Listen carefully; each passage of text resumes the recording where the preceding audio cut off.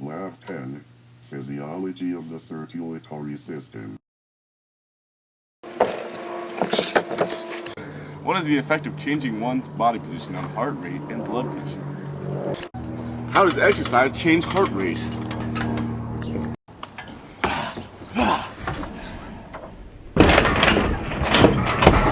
What is the connection between physical fitness and recovery rate?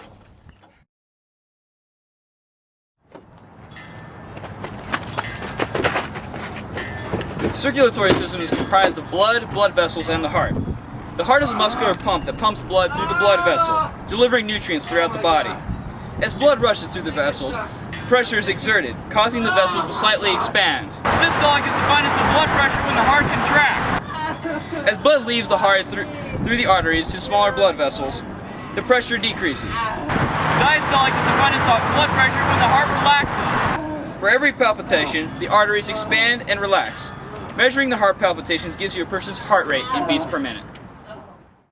Blood pressure is measured in the brachial artery located in the upper arm using a sphygmomanometer.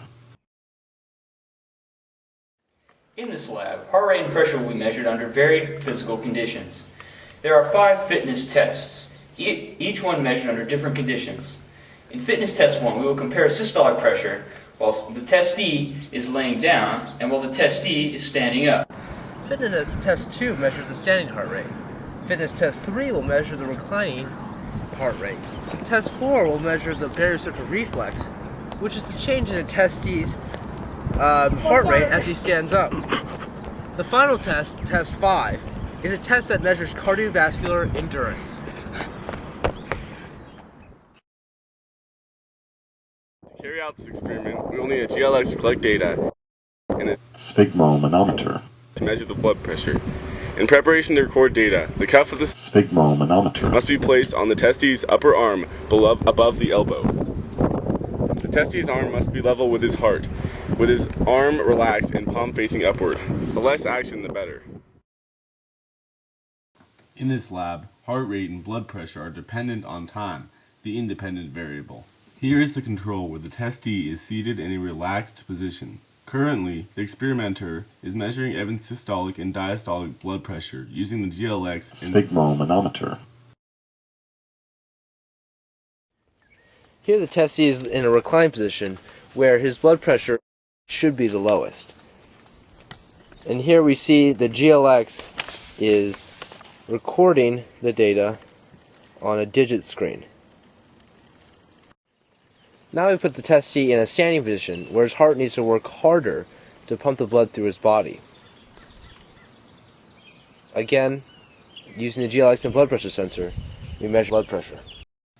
In test 2, Evan's standing heart rate is measured in beats per minute. In test 3, Evan's reclining heart rate is measured in beats per minute.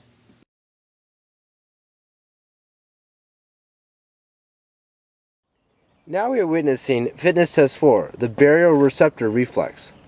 Evan here has been laying for 5 minutes and he's ready to get up. As he gets up, Steven measures his heart rate, showing the difference between reclining and standing up. Evan is now completing a step test. While still wearing his blood pressure sensor, he will climb up and down the step 5 times, allowing 3 seconds for each step and down. After the completion of exercise, his heart rate is measured.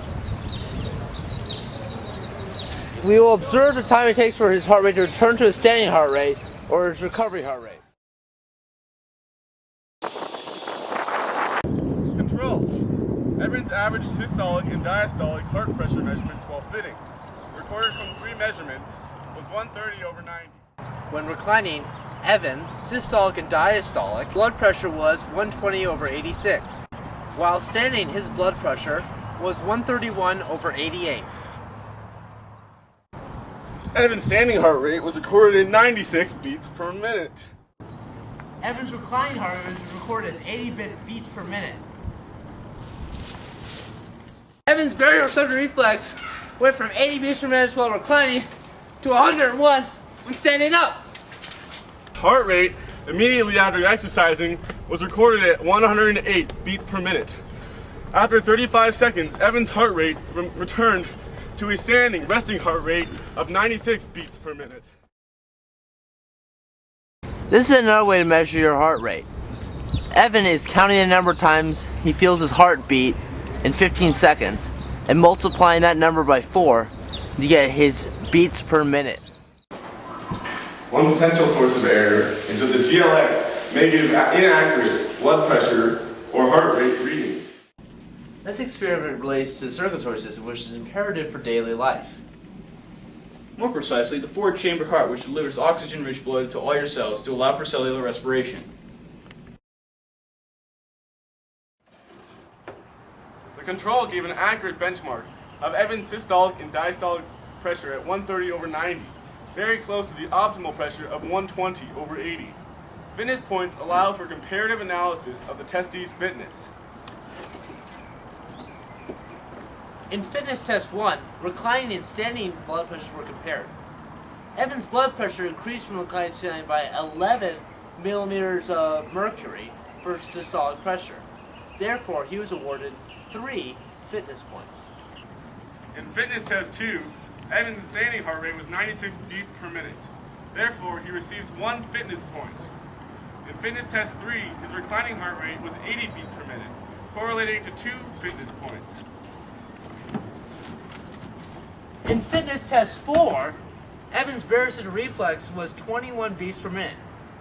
Again, the barocellular reflex is a change in the testee's heart rate as he stands up. This measure correlates to 0 fitness points. Test 5, it took Evan 35 seconds to regain his standing resting heart rate. This correlates to 3 fitness points. Because Evan's regular standing heart rate was 96 and his heart rate immediately after exercise is 108, he receives 1 additional fitness point. Evan's total cardiac fitness points was 10. Therefore, he is classified as having fair fitness. Fitness points, which are arbitrary units for measuring one's fitness, were awarded relative to predetermined blood pressures and heart rates. Again, Evan's awarded fitness points fell into the range of 8 to 13, so he is classified as having fair fitness.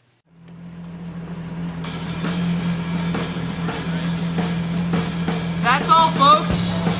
Oh, no, I'll do it again.